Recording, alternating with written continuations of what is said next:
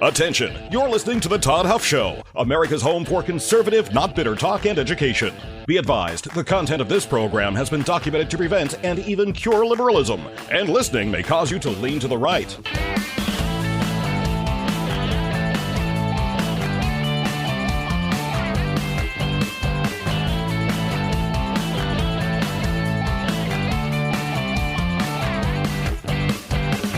And now, coming to you from the Full Suite Wealth Studios, here is your conservative but not bitter host, Todd Huff.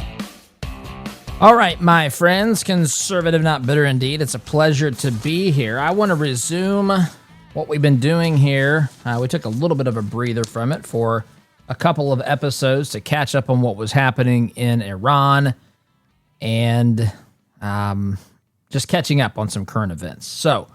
But we have been going through and really giving a framework, a lens, a know why you believe these things that we believe when it comes to conservative principles, values, those sorts of things. I want to revisit that today. I think this is honestly, I don't know. I want to say part 9.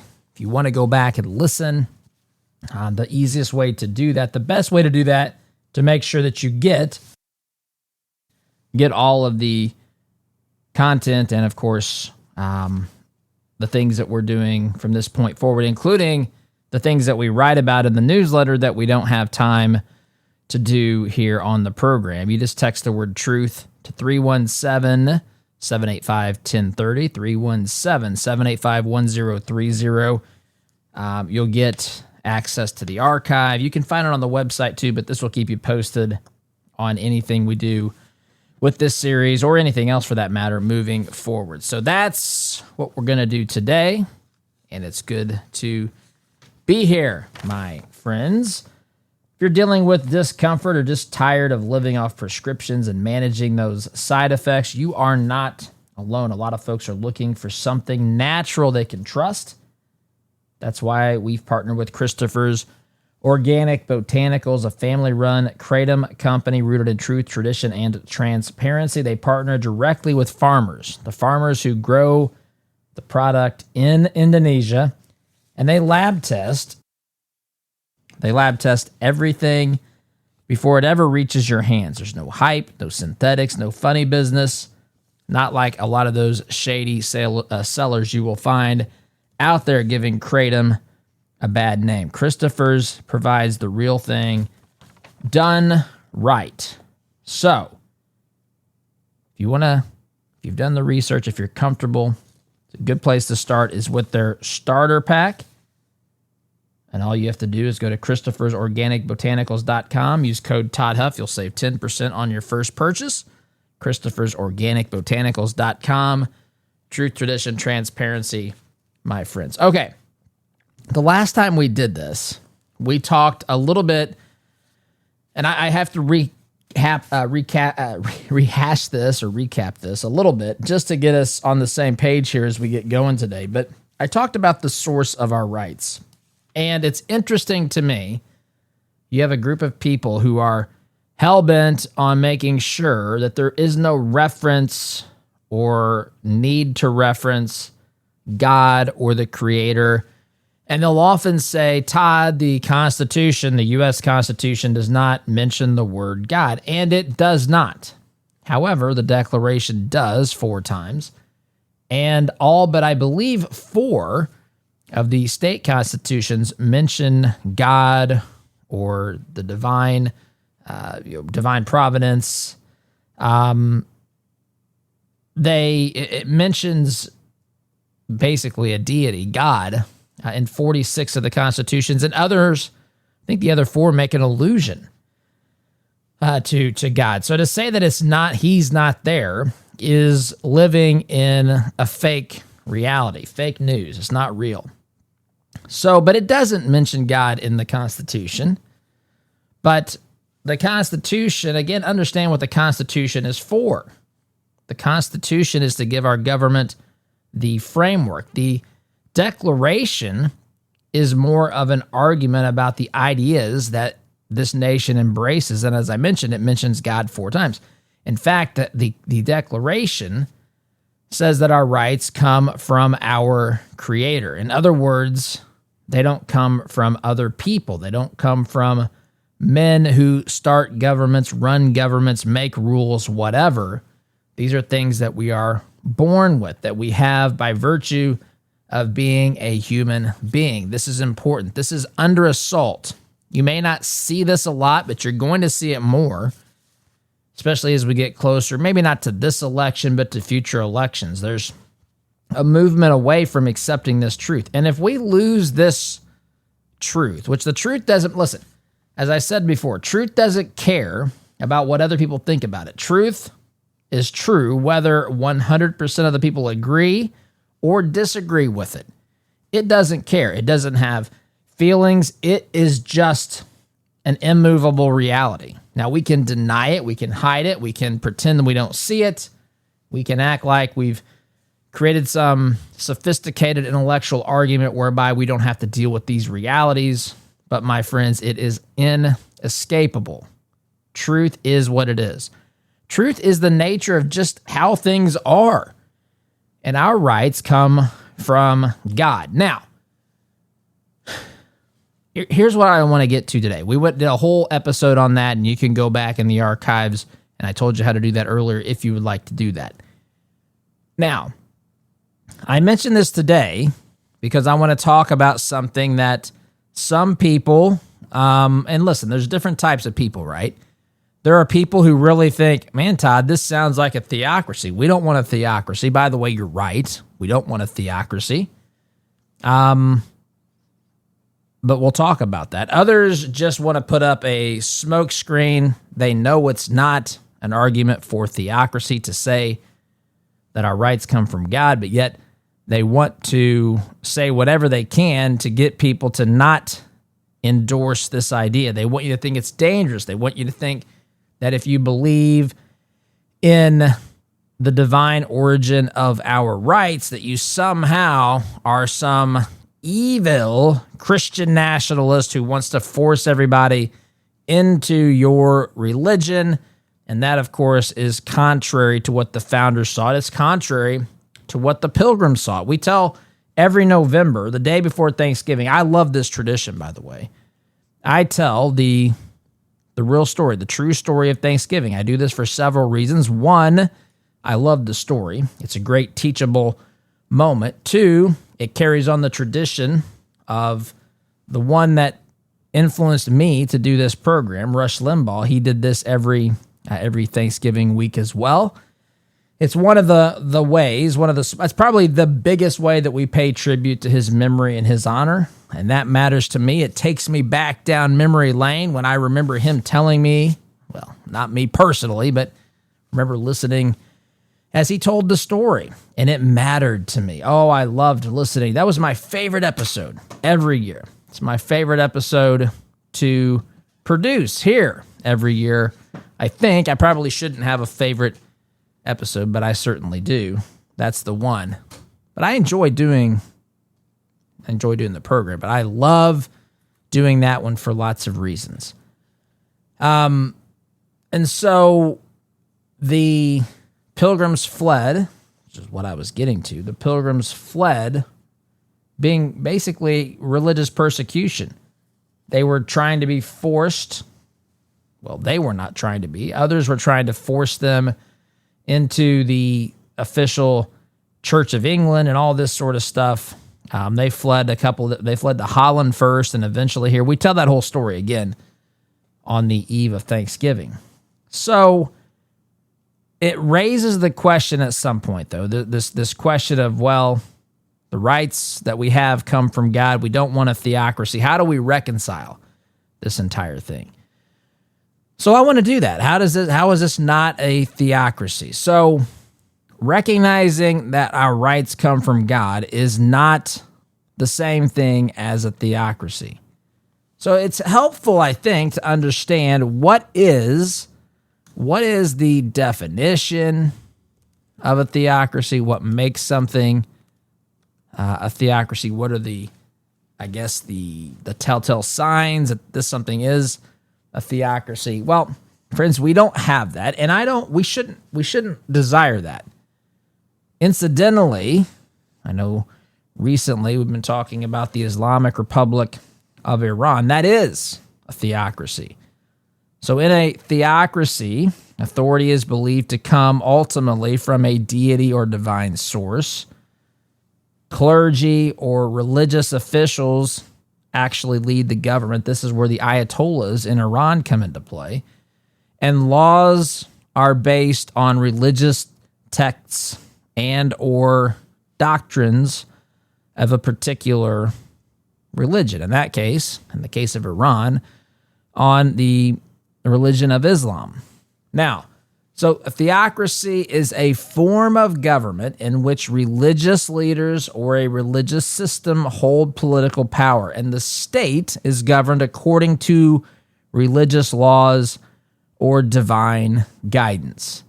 Now, the nation of Israel in the Old Testament had a theocracy. Initially, that's the point of the nation of Israel, was for God, Yahweh, to be their king.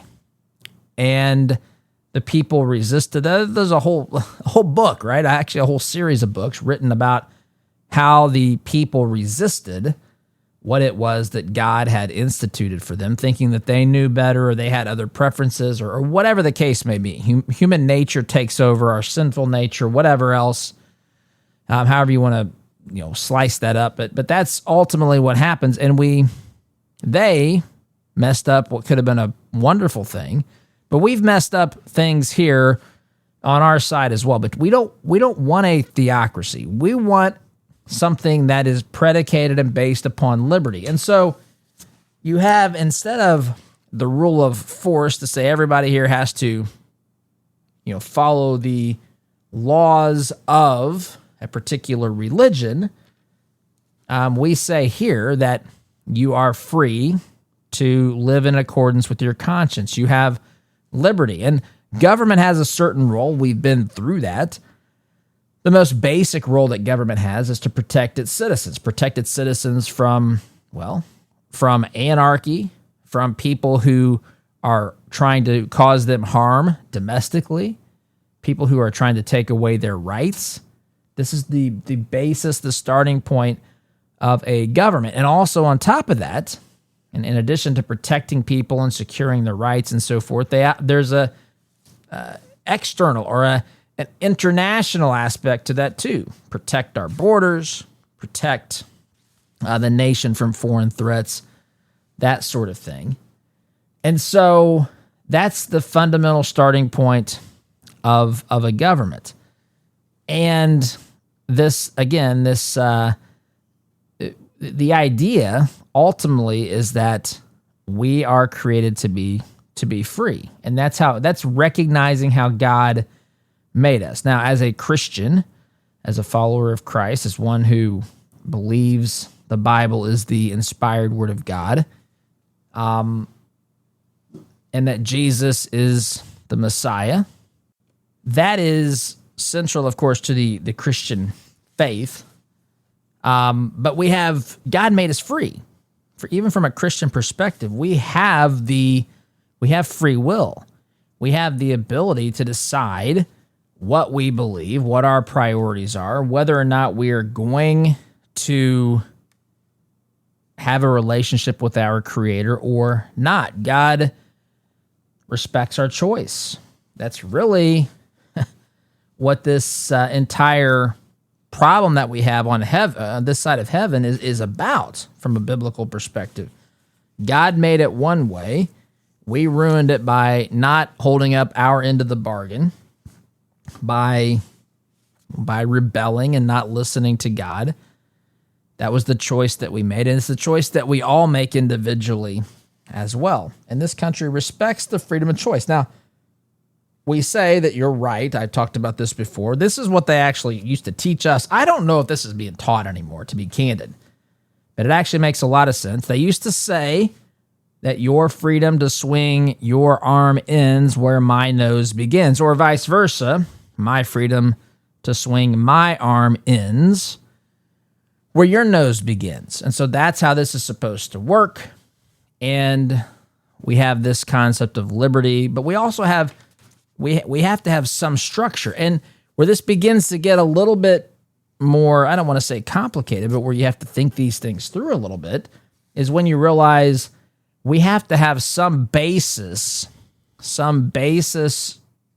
upon which we are trying to build a society, build a government, a framework. And just because you accept that rights come from God, that does not mean that you've suddenly become someone who endorses a theocracy. Having a government that recognizes rights come from God is not the same as having a government church, a state-run church that you're required to be a member of or some such thing. That is not remotely close to the same thing. And people who are making this argument that saying our rights come from God is akin to having a theocracy, they know that this is silliness. They know that it is. They want to run from any form of divine truth, whatever form that takes.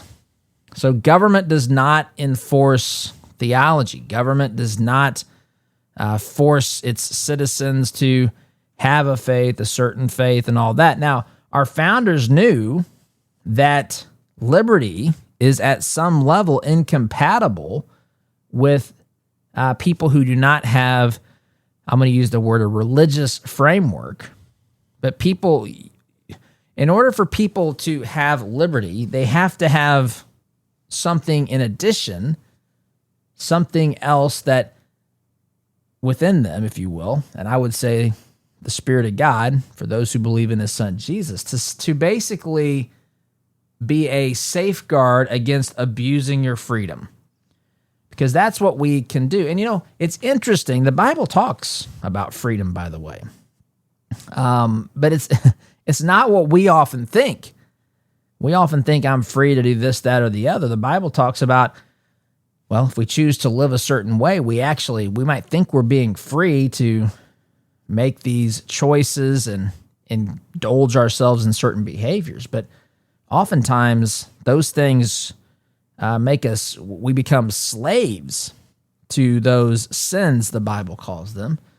But regardless, the government's not trying to enforce a theology. The other thing is, acknowledging a truth is not the same thing as enforcing religion, even if acknowledging that truth is that the rights that we have originated from a creator God. They have to, my friends. They have to come from a creator, from an almighty God or a creator, because if they don't come from some sort of infinite source, then they themselves are conditional rights. And to say that we have rights simply because we're born in an atheistic sense, if we say that because a government has said that we have these certain rights, that's why we have them, that's subject to change. It's subject to change the next time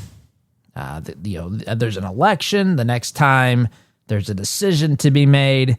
If our rights are not rooted in something eternal, which would have to be God, ultimately, then we're standing on some very, very shaky ground. We're not building upon a strong and firm foundation. So acknowledging the truth that our rights come from God is not the same as saying that you have to believe in certain things from a religious perspective, and people know that.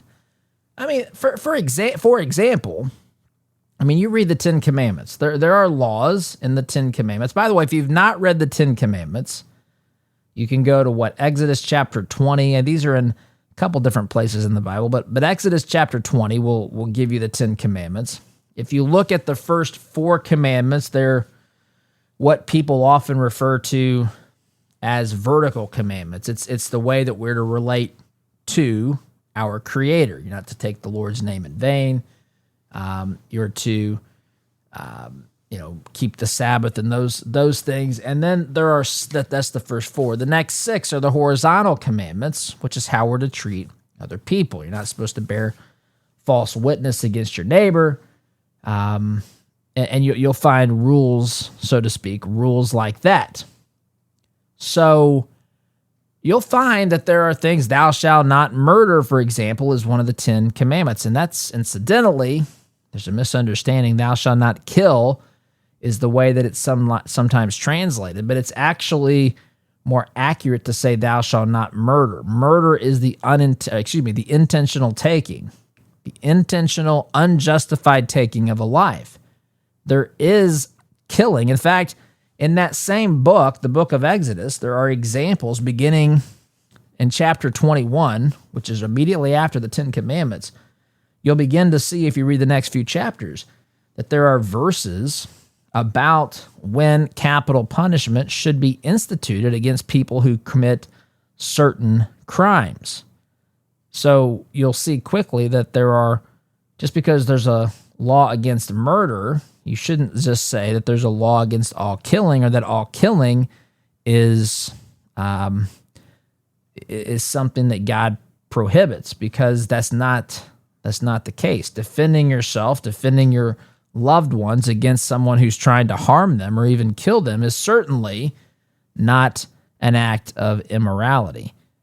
But to say that something, if you can find it in a religious text, as you would find in the 10 Commandments, in particular, those 6 laws about relating to other people, just because it exists in the Bible doesn't mean that you would outlaw it. Surely, that's not what that means. Just because it's in there. Suddenly, can we not have a law against religion, or against murder, or does that make it some sort of a violation, a theocracy, if you will, because it's in a biblical text? I got more to say about this, my friends. So, if you're concerned about high cholesterol, if you're concerned about your heart's health, if you're just aging, friends, consider taking Solti. I've started taking it as I've aged, as I've slowed down a little bit. I want to make sure that I stay proactive, and it's got a great track record, great history of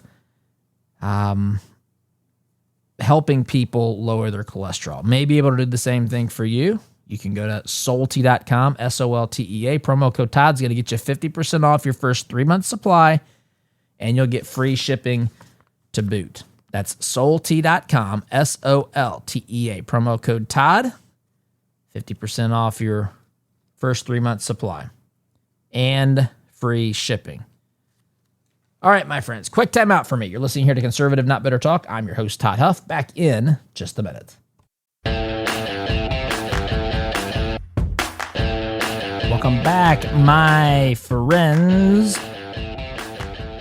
You know, one of the biggest challenges we as conservatives have is finding ways to ensure our values align with the way that we live our lives and the things that we do. That includes how we invest our money. I like a lot what the team at 48 Financial is doing. They specialize in biblically responsible investing. This hasn't always been possible, my friends, but it is now. So you can actually invest in companies that align with your principles, your faith, your values. 48 Financial screens those companies out that don't align with your faith. That prevents you from funding things, investing in things that are antithetical to what you believe in. They do all the legwork, all the heavy lifting. All you have to do is basically tell them, this is what I'm invested in today, and these are my values, and they will tell you to what degree your investments are in alignment with your values. So to take that assessment, you'll simply go to 48financial.com/Todd. That's 48financial.com/Todd. 48 Financial, because your money should work for your values. And as I've said, my friends, your money certainly should not be working against those values. Okay, so going to continue where we were in the opening segment, talking about, well, how we can say rights come from God without creating a theocracy. It's the job of government to be predicated and based on reality. The only place rights can come from is from God. That's the only place. From a creator. You don't have to necessarily, although there are certainly other reasons to have faith that we're talking specifically about the God of the Bible. You don't have to get there first. You just have to understand, specifically to the Bible, that the only place these things can come from that ensures that we have a natural right to them, if you will, is if they come from our Creator. And we know that these things, the whole concept, even if you've not read Mere Christianity by C.S. Lewis, I strongly encourage you to do that. C.S. Lewis has a wonderful explanation for that relates to this, in my opinion. And he talks about how if someone wrongs us, we immediately try to explain to them, that they shouldn't have done it. And by making an argument, by appealing to them, what we're doing subconsciously is pointing out that there is some sort of a standard that we are supposed to live by. And not only do we believe in this standard, we believe that the other person believes in this standard. Hence, we try to explain to them. And if we are accused of wronging the other person, we have excuses. As C.S. Lewis says, a list of excuses as long as our arm. We sit there and we explain how we didn't actually violate the moral code, that the agreed upon, the somehow agreed upon moral code. That again, the only way that makes sense is if there is a creator who wrote that code, so to speak, on our hearts, on something eternal. It's part of the way that we're hardwired to know that we have a standard that we are supposed to live up to, and also know that we've all miserably failed to do so. And so it's a great book. If you haven't read it, I strongly encourage you to do so. But government has to be rooted or built based upon truth and reality. And if we accept, for example, that we shouldn't murder, why? I mean, get down to it. Why? When you begin to ask these questions. Now, some people will roll their eyes and say, well, we just shouldn't kill somebody. But the question is, and you've probably heard this if you've listened to any debates with atheism, why in the philosophy of atheism is murder wrong? Was Hitler wrong? You hear people ask that question in these debates. And if you don't have a moral law, which, by the way, if there is a moral law, it requires a moral lawgiver, now you got a problem. Because if there is no moral law, then how can you say anything is wrong at some point? Now, some of these things we know so strongly that we can't, some people have a hard time getting there intellectually. I would say it's really because of an emotion, because we know something to be right or wrong so much that we can't accept that there's no moral law for it. Among those things would be murder, doing something very harmful to a child, that sort of stuff. Everybody knows this. So it's the job of government to secure these rights and to create laws and order and justice and some degree of, say, security. But when you think about national defense, government can't secure us from everything, but the government should be there to deal with those sorts of problems should they arise. This is the point. These are not just random decisions. If they're random, you might as well just get out some dice and just roll randomly or flip through a list of things that might be part of a moral society. And just wherever you land, those are the things upon which you build your society. But see, that's not the way that it works. And we all know this.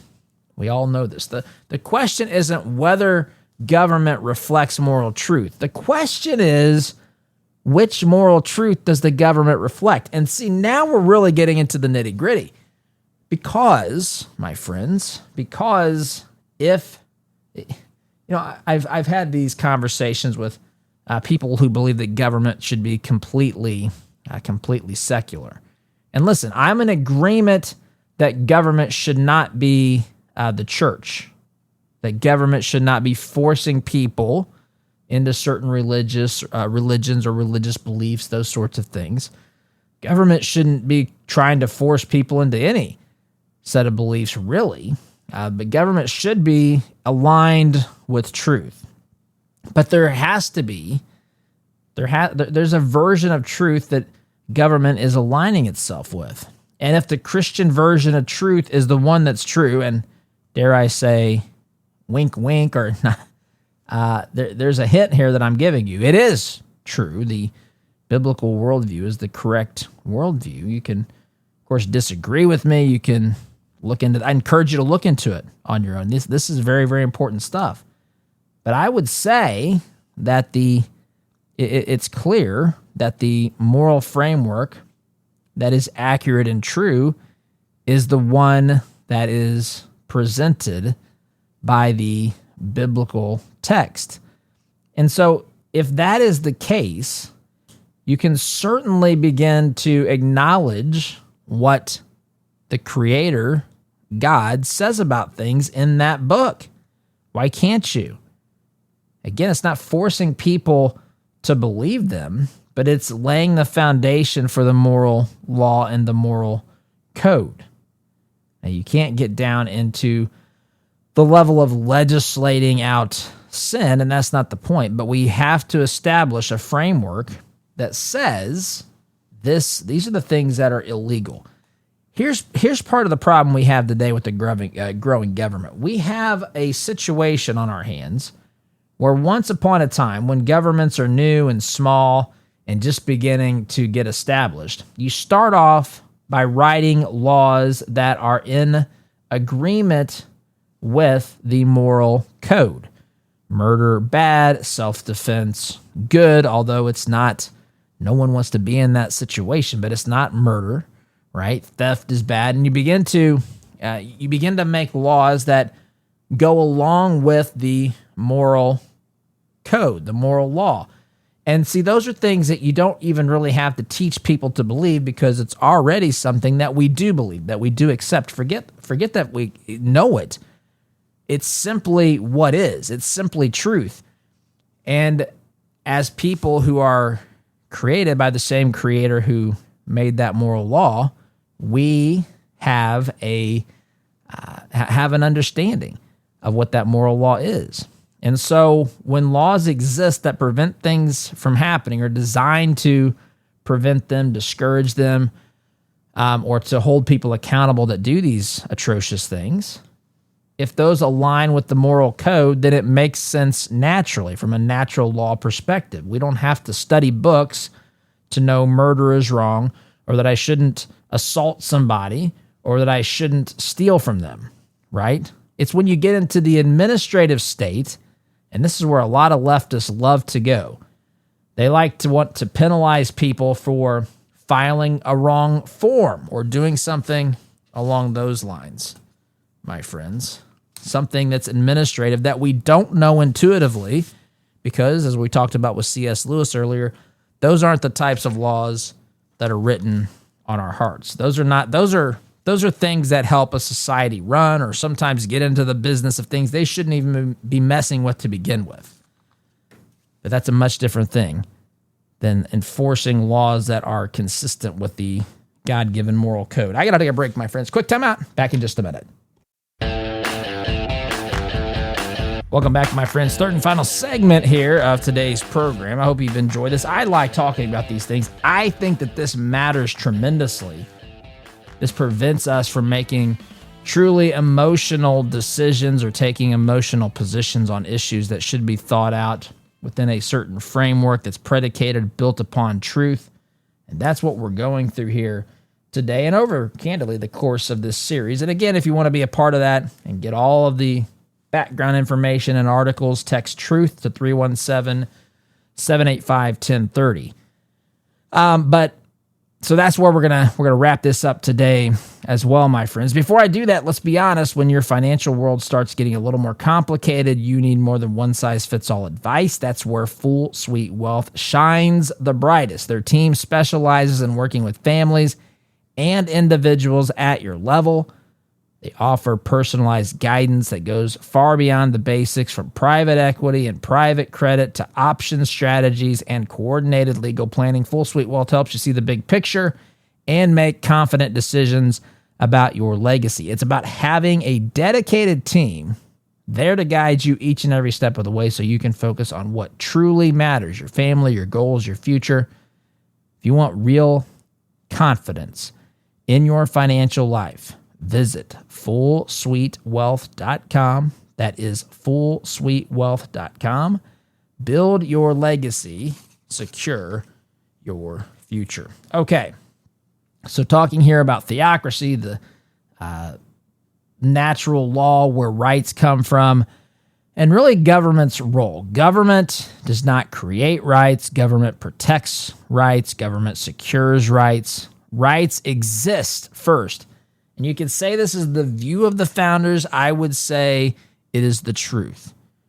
Rights exist first. Government comes second. Government has to recognize those rights, or it should, and say, okay, how do we establish a framework whereby we can institute our government without violating the rights of the people that God has given them? That's what government should seek to do. So again, government seeks to secure rights. It doesn't invent them. It cannot invent them. It is not designed for that purpose. God gives them to us. The government then should decide how it secures those rights, how it protects those rights, how it recognizes those rights, and then how it does its job without violating those very rights. That's what's going to happen. That's how it should happen. Now, if people or government give us rights, I've been through this, I'm going to do it again. Rights become political. They can change over time. It depends on the politics at the moment, who's in power. That creates instability. That creates constant turmoil and tumult and conflict.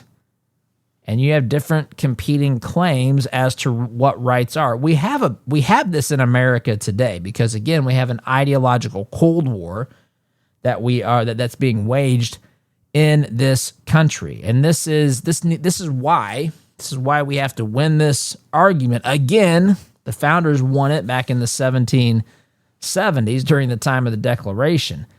We need to re-win this argument in a generation and in a world where people say they don't believe in God. And as I mentioned before, I don't believe in atheists. Atheists don't believe in God. I don't believe in atheists. But that's what ends up happening here is you have this fight over what a right is, and then it becomes a political thing. And then you begin to see it all unravel. You see speech being restricted. You see things shifting as far as a definition of a right. One year you have a right, so-called a right to do something. The next year you may not. Again, often depending upon the political climate at the moment. And so then you've got this concept, which we also talked about a few episodes ago, where there's an expansion of entitlements.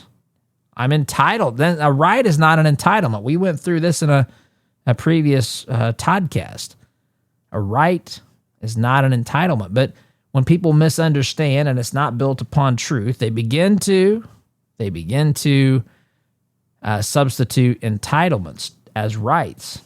And then once they realize that, hey, if we get a majority of people together who can say it's our right or our entitlement to basically have the wealth of one group of people who are now in the minority redistributed to those of us in the majority, then you've got for yourself a very real problem. And that's to some degree what we have here today. When rights come from government, by the way, they become tools for power. They become negotiating devices. That's not the way that these are supposed to be handled. So there's an expansion or a changing nature of how rights are discussed, the language used about rights today. You have a right to certain things, a right to services, a right to certain outcomes, a right to benefits, a right to whatever, right? Or the right to health care. This is why I say health care is not a right. It's something we should strive to do to provide health care for everybody. But a right is not contingent upon something that someone else has to do for me. It's inherent in how I'm created, how God created me to live. And these rights are things that I am created to be able to do and choices I'm to be able to make and so forth. But that's way too much information for a lot of people today who simply say rights are something that I want. So, folks, I am out of time for the day. Hope you enjoyed today's episode. Have a great day. Thanks for listening. SDG.